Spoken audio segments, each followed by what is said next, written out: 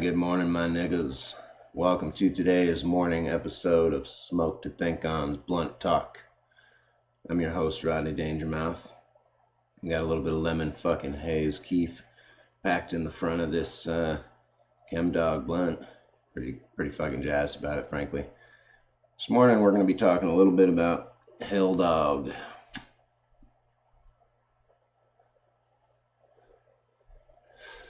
You know Hill Dog, Hillary Clinton, potential president of the United States.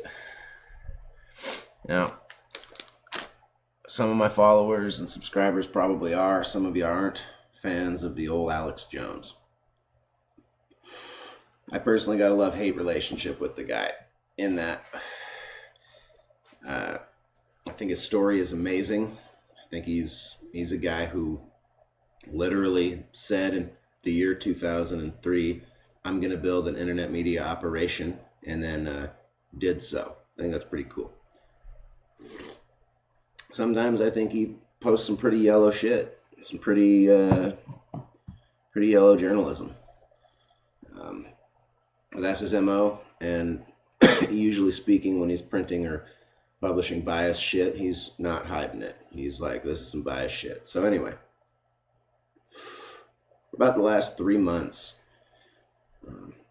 the folks over at Infowars.com and Prison Planet, Paul Joseph Watson and Alex Jones, have been talking about Hillary Clinton's failing health. And I've been watching it in news feeds and streams and shit, you know, Facebook, Twitter, and whatnot. And I'll be honest, when I first saw it, I thought, so she's got a cold or fucking something. Who really gives a shit? You know, even presidential fucking campaign people get sick occasionally. It's not really the end of the world. But as they continued their investigation, she was clearly looking more and more like sick, like something's fucking wrong. You know, like having trouble making it upstairs, 4-minute coughing fits, shit like that. Now, after a while, as often happens, the mainstream media sees people like Alex Jones and other independent media folks covering stories, and those stories beginning to get serious traction in social media, and they're forced at some point to address it. Well, this has happened yet fucking again, folks.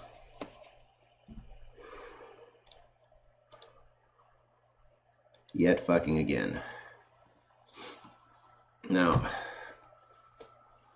there's a video out there roaming the internet that apparently somebody is licensed and they're out pushing DMCAs on them and getting them pulled off the internet. So unfortunately, I'm not going to show you that video, but I will link to it in the description.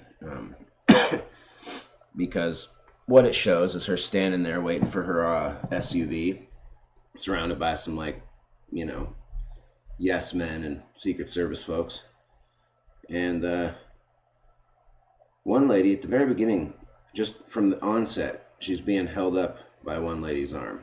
Like her arm's wrapped in this arm over here, being held up.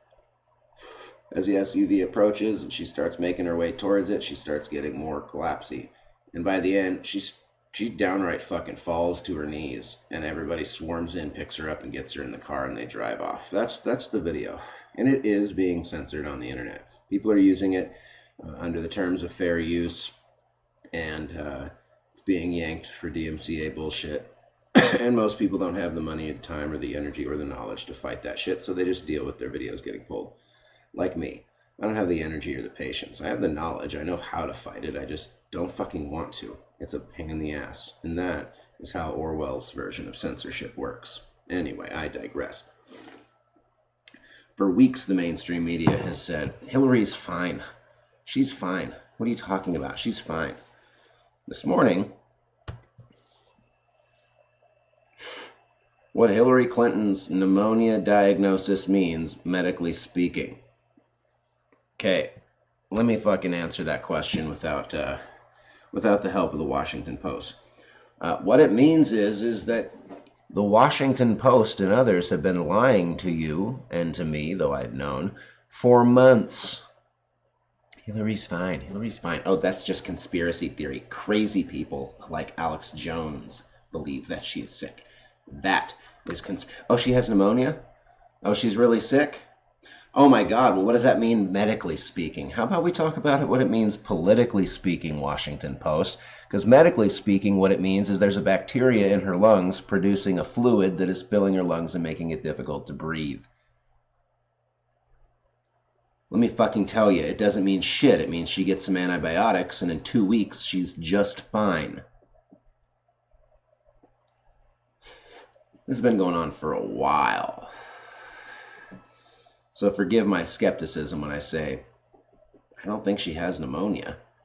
And I say that for a very specific reason, folks. Despite my urge to smoke, I grew up with childhood asthma. Like you grow out of it, they say. I did. Anyway.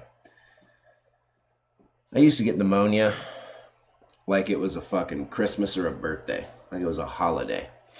Every year. Once a year, me and that codeine cough syrup would nuzzle up with some antibiotics for 2 weeks and we'd fucking fight through it and we'd be fine. Now, Hillary's an old lady. I'll give her, take a month to fight off some pneumonia. We'll give her a month and a half because she's traveling while fighting off the pneumonia. She should be good by now, folks. Medically speaking. And though admittedly not a medical doctor here, I do have at least 10 years. I know for at least 10 years straight, because I remember when the 10th year occurred, I was like, oh, this is the 10th year in a row I've had fucking pneumonia. So at least 10 years I battled pneumonia out of my 30. And I'm not lying. I'm not being facetious or exaggerating. I had pneumonia all the time growing up. It's a fact. And it sucks. But I know a little thing or two about it. And I'm just saying, Hillary should be good if pneumonia is the issue. Now, maybe she got emphysema. Maybe she got fucking cancer. Maybe she's got AIDS. Maybe she's got fucking, I don't know. Maybe she's got an evil fucking demon stuffed inside there. Maybe she's a goddamn puppet. I don't know. Genuinely, I do not know. But what I do know is it's pretty interesting that now, suddenly, the mainstream media is like, hey, this is important enough to talk about. Suddenly, it's not, oh, that's crazy Alex Jones conspiracy bullshit. Now suddenly, it's a real thing. For those who are anti-Alex Jones, the detractors of InfoWars, no problem. You have a right to be, as disclaimed earlier. He's got some yellow shit out there. I'm never surprised when people are like, oh, I don't think he's a good journalist. I don't like that guy at all. This is one of those times where the InfoWars crew 3 months ago was talking about fucking Hillary Clinton's failing health as an important issue. You know, being as she stole the election, and if she dropped dead tomorrow, or the nomination, excuse me, if she dropped dead tomorrow, it would be a real fucking quandary for the DNC. What are we going to do now? Our Lord and Savior, Hill Dog Clinton, fucking Don Hill, just dropped dead. What the fuck are we going to do? You know, and they can't put Bernie in, because Bernie isn't going to fucking play along to the game. He's not looking to play the game. He wants to fucking make a change in this country, and if he were to be president, well, it's fair to say he's got a better chance of being assassinated than even fucking Barack Obama did. Everybody figured Obama would get killed because some crazy redneck would hate him for being black and assassinate him. Yeah. It's gotten to the point in this world, ladies and gentlemen, where that's what the liberals sound like. Like the rednecks. Remember back in the 80s, 90s, and 2000s when Bush was in office and we used to make fun of ignorant fucking people by talking like we were from the South? Yeah. Somebody's gonna kill Obama because we live in a racist country Lots of racists who hate niggers, and they're just gonna fucking not be able to take Obama being president, so they're gonna shoot him. Not one fucking attempt from a crazy redneck to shoot fucking Obama because he's black. Know why? Because we don't live in a super fucking racist America where everybody fucking hates niggers. That isn't where we live. We worked real fucking hard to get away from that as a culture. But hey, way to commemorate our fucking success. Anyway, Bernie has a much better chance of being assassinated. And here's why. Because presidents aren't assassinated by crazy rednecks who hate niggers. They're assassinated by government agents. That's how you kill a president. Okay? Okay. If you don't work for the CIA, NSA, or some other alphabet agency that we don't know exists but gets paid through black budgets that we can't fucking verify, that's who does it. Across the fucking globe. Go ahead, do some research on Google, look for toppled governments, and you'll find every time an intelligence service is the fucking one behind it. It's not the president. The president's not like, hey, let's topple a dictator today. When he signs an order to topple a dictator, that plan's been in the works for months, sometimes years. You know who would want to see somebody like Bernie dead? One of those alphabet agencies that he might underfund. Clinton ain't underfunding the fucking intelligence services. Barack sure as fuck didn't underfund the intelligence services. Bernie probably would be underfunding some intelligence services. I could see a Bernie fucking Sanders presidency where the NSA got just a little bit less money. Anybody else remember the movie Enemy of the State? Okay, Enemy of the State was before Echelon was ever admitted. Echelon's the system that's been recording your phone calls in fucking Jerusalem for the last fucking 30 years. Google Echelon system, NSA. It's in conjunction with AT&T and Pacific Bell back in the 70s. Routed every fucking phone call in America through a goddamn recording system in Israel. Not Jerusalem. Sorry, my bad. That movie was talking about the world we live in today. Enemy of the State, the surveillance state. They're talking about it in 1998. When Will Smith was like, I'm a fucking movie star, not the Fresh Prince anymore. You know, before he was raising weird little dress-wearing fucking kids. Y'all know what I'm fucking talking about. Will Smith's kid's a little weirdo. He might be brilliant, I don't know, but he's still a weirdo. Hey, and that's okay, I'm fucking brilliant. I'm a fucking weirdo. I don't mind one bit. It's not about negative connotation, just about accepting reality. Anyway, folks, Hillary Clinton, she's sick as fuck. She's collapsing. She's fucking coughing for 5 minutes straight.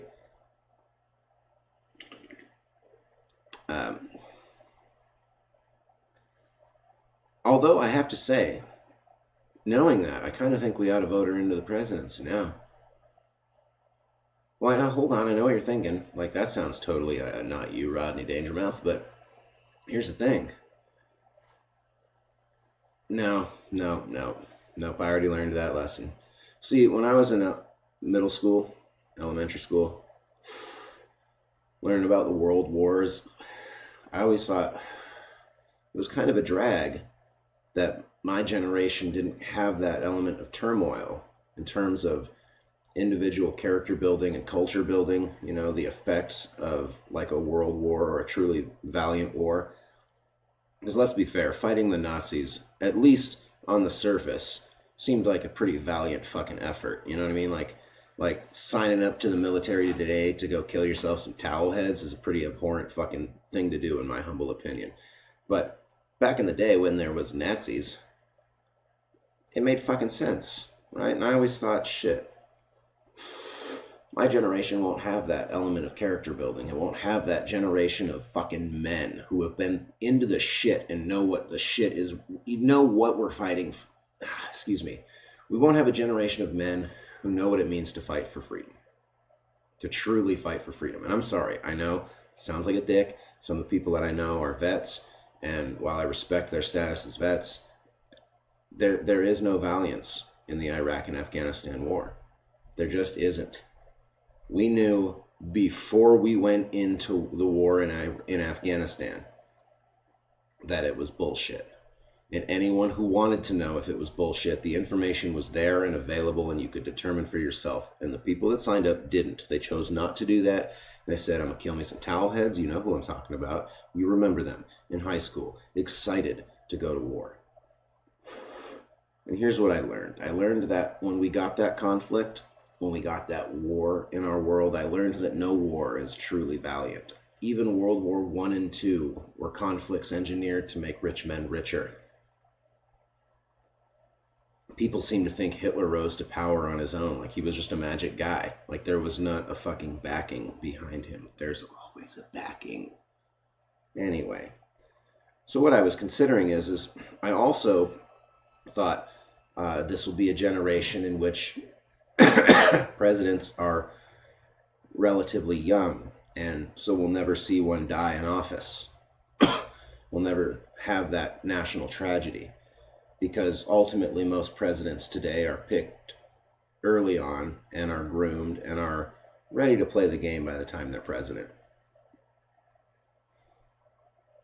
So the likelihood of an assassination is limited. So the only other option for a dying president, a tragedy of that level, for a nation, would be one being so old that they died in office. And I thought for a brief moment just now, if Hill Dog was super sick and she died like a year and a half into office, then our generation would have that national tragedy.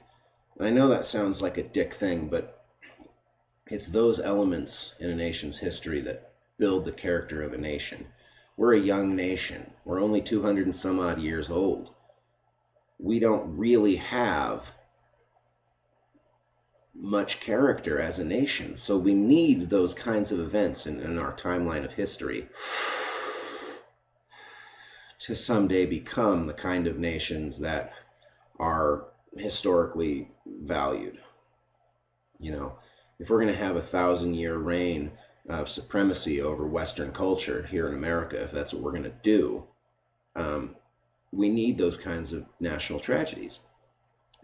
But then I thought, immediately after thinking how cool that would be, who would that put into the office and what repercussions would that have? Frankly, I don't know enough about Hillary's VP choice to make a judgment on whether or not I'd ever want that guy running the fucking presidency.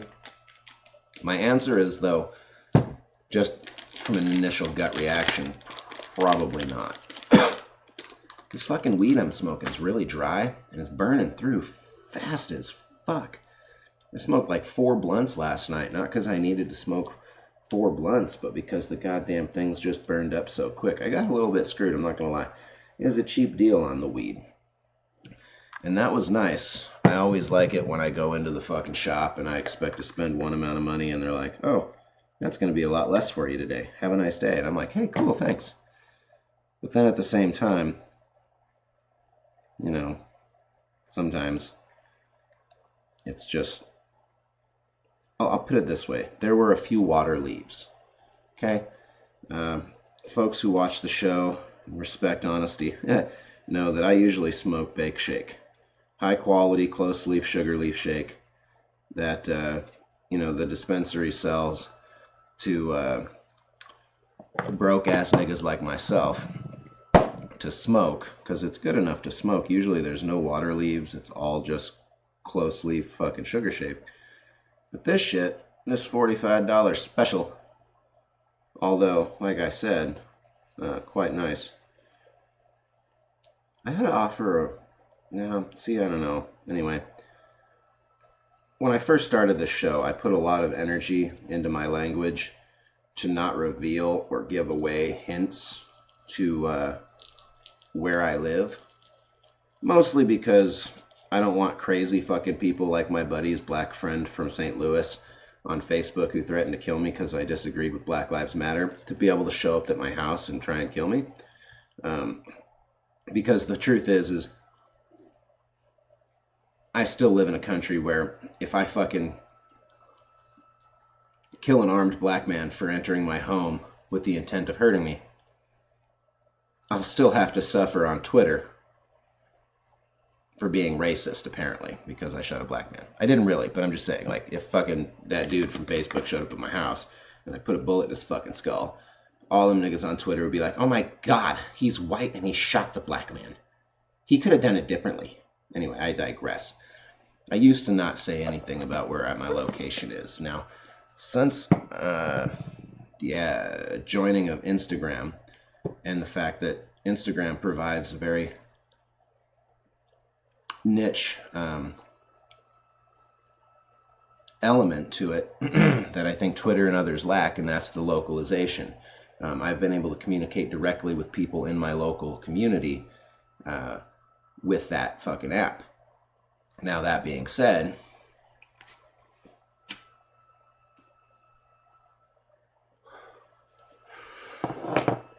branching out locally is a risk because it inevitably means revealing my location. So, for instance, before, I wouldn't have told you that I was smoking ChemDog for $45 a half ounce because a simple fucking Google search or a Weed Maps search in my general geographic location, which could be discovered by studying my Instagram, would reveal specifically where I live. Not my home, but my general vicinity. Now, the truth is that I live in a gun-friendly state, and I have guns. I own them, specifically to protect myself from crazy assholes who don't care about things like law. So, I'm less concerned when I think about it logically about a crazy asshole showing up at my house. And I'm more or less not that worried about it anymore. So, because of that, I want to take a moment to branch off a little bit locally and talk about some crazy shit that happened last night.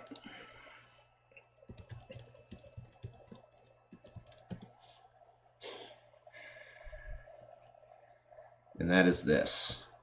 Last night at the Reno Tahoe International Airport, a small fucking airplane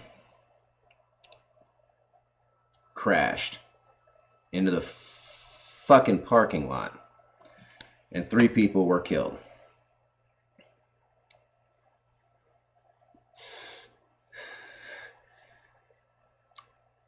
They have not yet, that's what it is, it's a Piper Cherokee.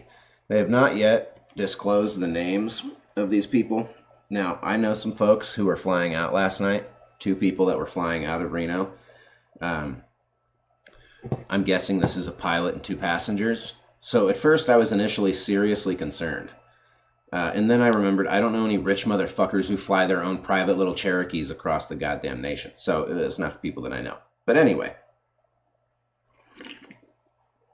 to those in Reno who are suffering from a loss this morning, very sorry.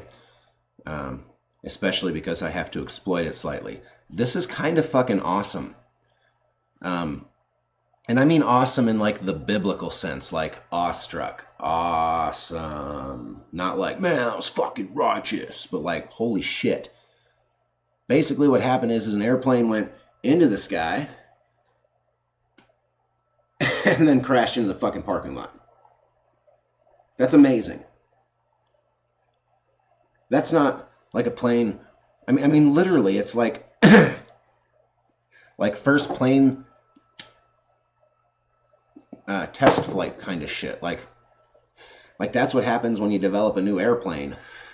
And you're like, oh, this is going to change the fucking fuel ratios to weight ratio. Oh, it's going to be fucking amazing. You watch it fly, and then it tanks because it's a new fucking airplane. This was not a new airplane. It was a fucking Piper Cherokee. They've been making these since who knows when. It's fucking amazing.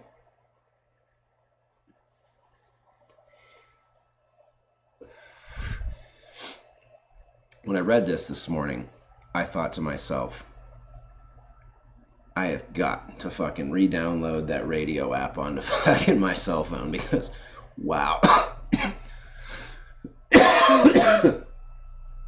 That's incredible. I could have been reporting on this last night before ABC. People don't believe me. You can check the logs on my blog at,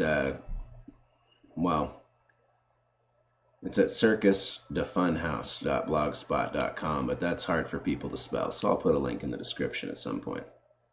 Actually, I keep forgetting that I have this magic ability.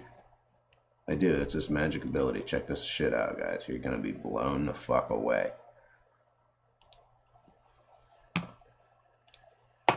Let's see here. Are we ready for this? We're all ready for this.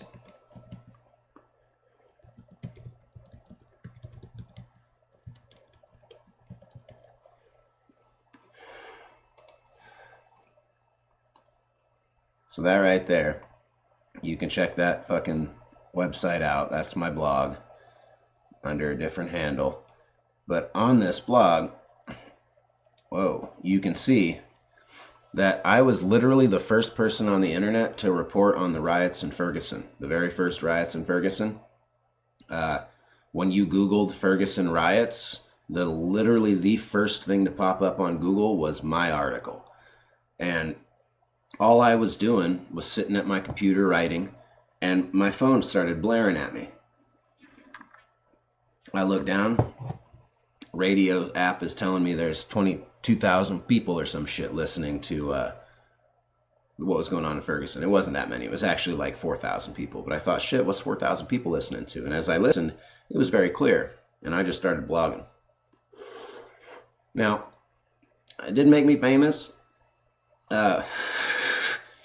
About 40 minutes after I started blogging, major news media was there picking it up. It was, I was drowned out nearly immediately. But it was still neat to be the first person on the whole fucking internet to be writing or blogging about it. And you can check the timestamps. My shit's before all the major media.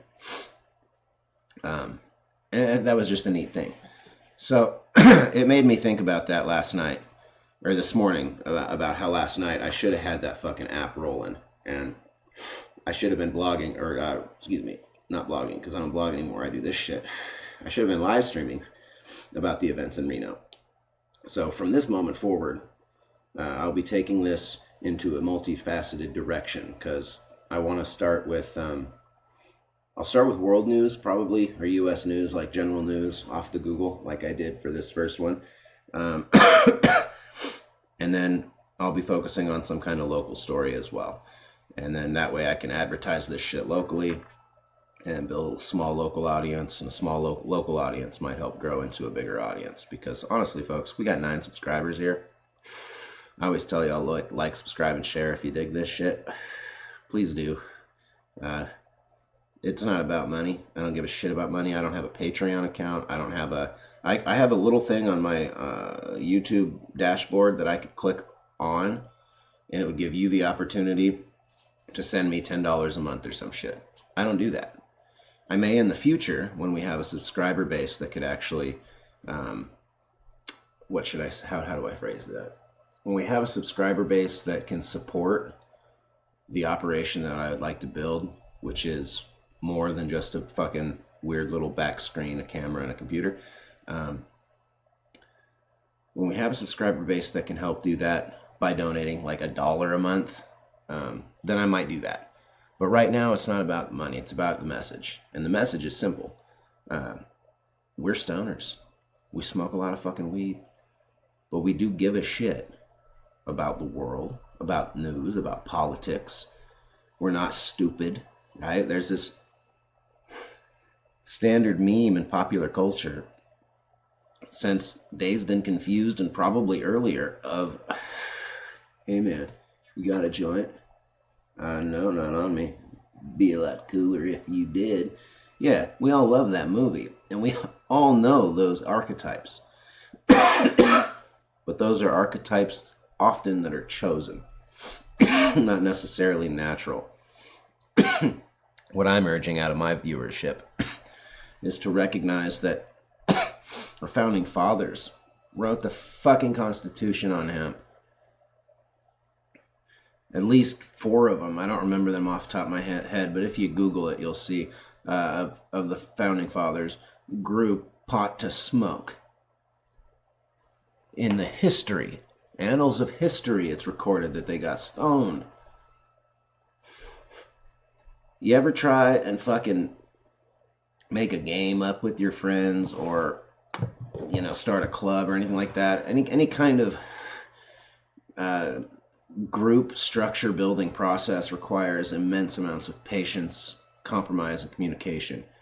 You know what's terrible for that? Whiskey. You know what's excellent for that? Weed. Which one were they likely doing in the fucking Constitutional Congress? I'm guessing the weed. Anyway, folks, unlike Hillary Clinton, I'm not going to censor my weed smoke cough.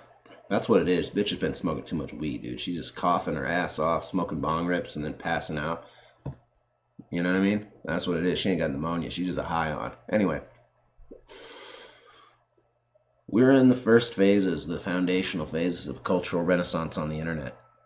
We are fighting PC newspeak culture, Orwell's 1984 that lives ripe around all of us.